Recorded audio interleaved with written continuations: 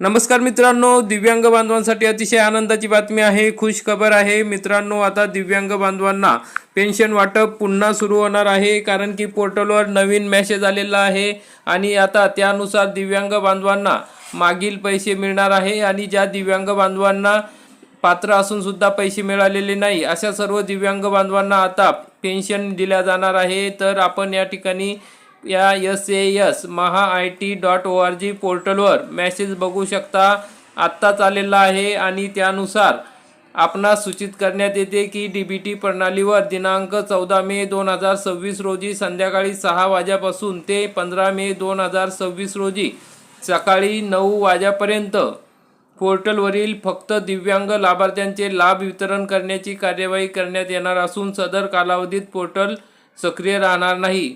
म्हणजे मित्रांनो, आता उद्या सकाळपर्यंत पुन्हा दिव्यांग लाभार्थ्यांचा लाभ वितरण करण्यात येणार आहे, कारण की इंदिरा गांधी दिव्यांग योजनेतील लाभार्थ्यांना पेन्शन वितरित करण्यात आलेले नव्हते। आपण तहसील कार्यालयात चौकशी केली होती, त्यामुळे त्या योजनेत असलेले दिव्यांग बांधवांना हे पैसे मिळालेले नव्हते। तर आता त्या संदर्भात ही अपडेट आहे।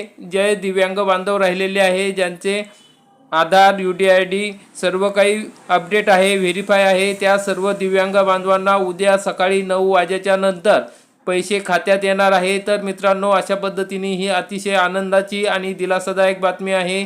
जास्तीत जास्त दिव्यांग बांधवांपर्यंत हा व्हिडिओ नक्की शेअर करा आणि तुम्हाला पैसे जमा झाल्यास कमेंटमध्ये नक्की तुमचा जिल्हा तालुका टाका आणि किती पैसे मिळाले ते सुद्धा टाका, म्हणजे इतर लाभार्थ्यांना त्याविषयी माहिती मिळेल। तर मित्रांनो, अशा प्रकारची ही माहिती होती, अपडेट होती। व्हिडिओ आवडल्यास व्हिडिओला लाईक करा, चॅनलला सबस्क्राईब करा। धन्यवाद। जय हिंद, जय महाराष्ट्र।